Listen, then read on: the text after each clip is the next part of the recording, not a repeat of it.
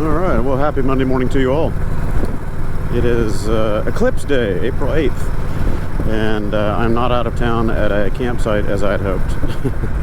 My weekend plans got dashed, and other issues are afoot, so I've got to take care of responsibilities and couldn't do the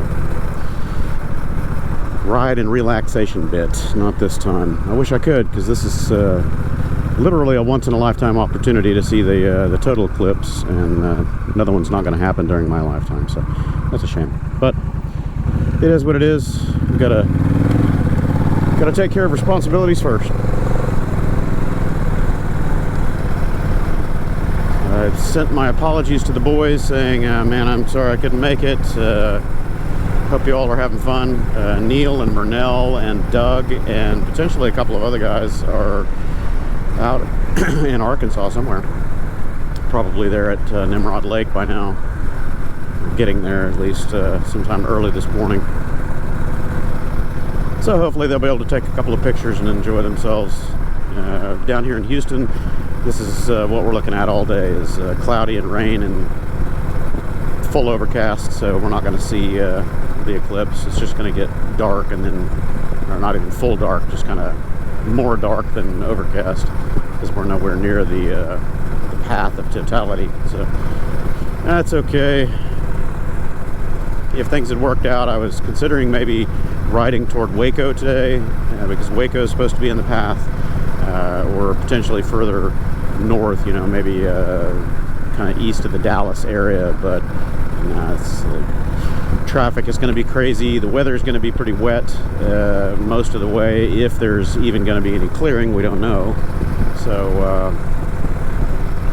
I don't know. Unfortunately, it's a washout for the southern part of the U.S., it looks like. Arkansas might have some clearing, though. The projected cloud cover maps show that right there near the lake, it might be pretty good. So hopefully the boys have a good eclipse moment. We'll find out. But I'm off to work, trying to stave off other disasters that are happening in my life right now. So won't go into that. Nobody likes to talk about money or listen to somebody else bitching about it. I'm just getting tired of being kicked in the nuts, man. Gotta tell you. One thing after another, getting stomped down.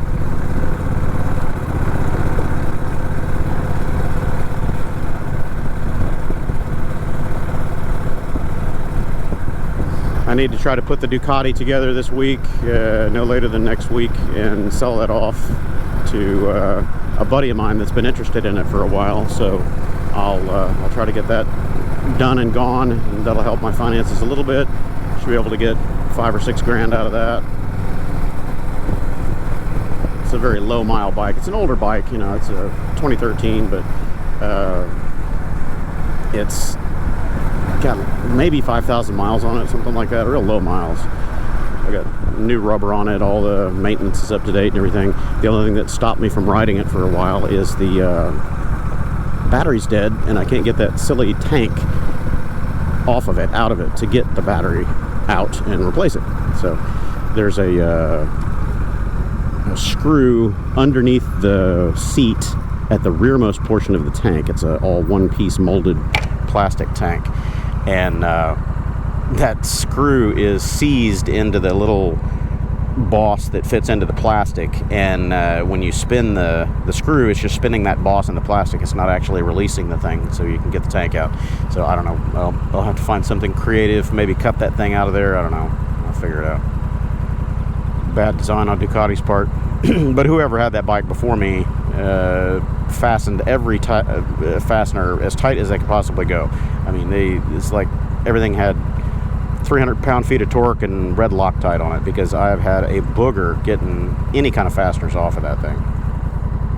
I had to go buy a big Milwaukee 3/4 inch impact gun to get the rear hub nut off of it, because I was putting over 300 and something pounds of torque on it, and it would not break free with hand tools, so I had to hit it with the impact gun, and that got it. You know, I took it right off.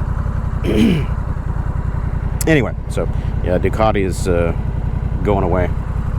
I don't ride that kind of bike much anymore anyway, the sport bikes and going fast and doing crazy stuff, so it's probably better I send that thing to a new home anyway. Thinking about sending this one to a new home because my back is not happy with me sitting on this thing. I've done a couple of work commutes on it, just back and forth to the warehouse or to client sites here nearby, and all I can tolerate is about 30 minutes, 40 minutes on it, and it's hurting my lower back.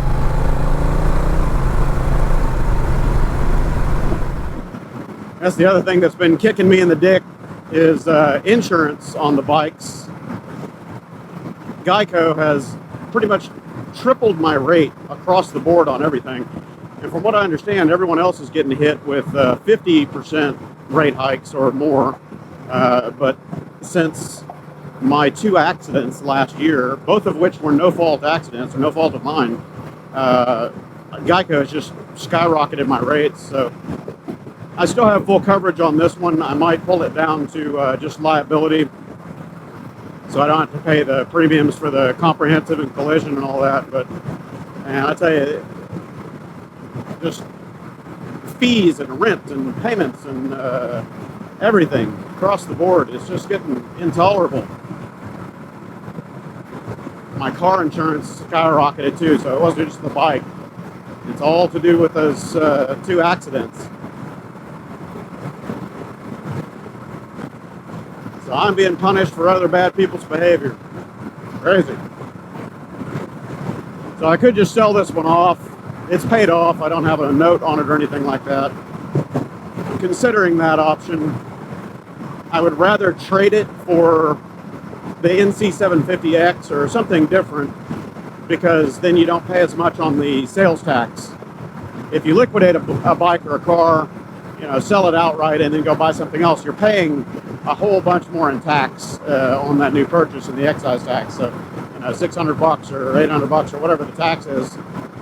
And when you trade in, you get the vehicle value that you're trading in goes off of the sale price of the next one, so your taxes are much lower. So I don't know. That's the only reason that I'm really considering trading it instead of selling it. Holy shit, that's a complete tire. Ow, that was tough to hit.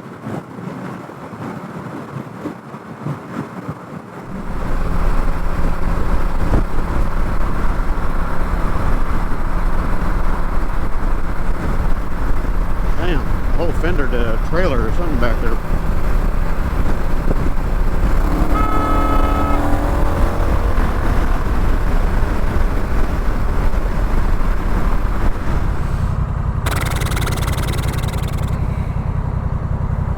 Yeah, like right now I can't feel either of my hands. My my left one is real bad.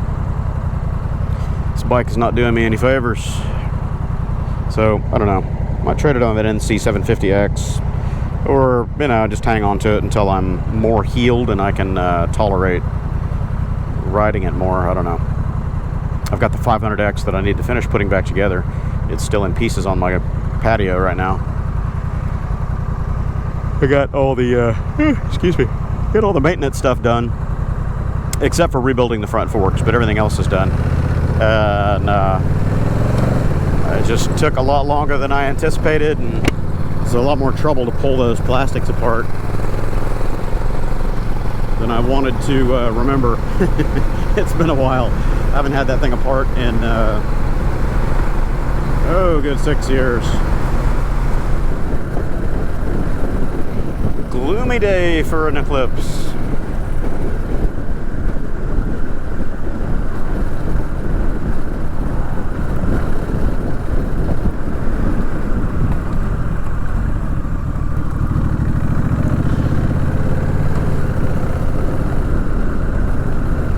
Well, this eyesore is finally coming along, but they haven't done anything about the street yet. Hopefully that isn't too far behind, because this street looks like a war zone.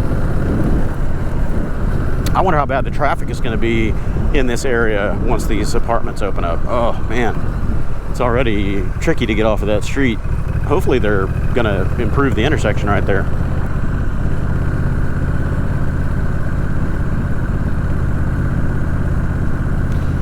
Anywho, I have arrived, and it's time to park this thing in the garage because it's going to be storming all day. A buddy of mine's coming to pick me up, and we're going to do a couple of jobs and hopefully make some money and help dig me out of the hole that I'm in. We'll catch you all later.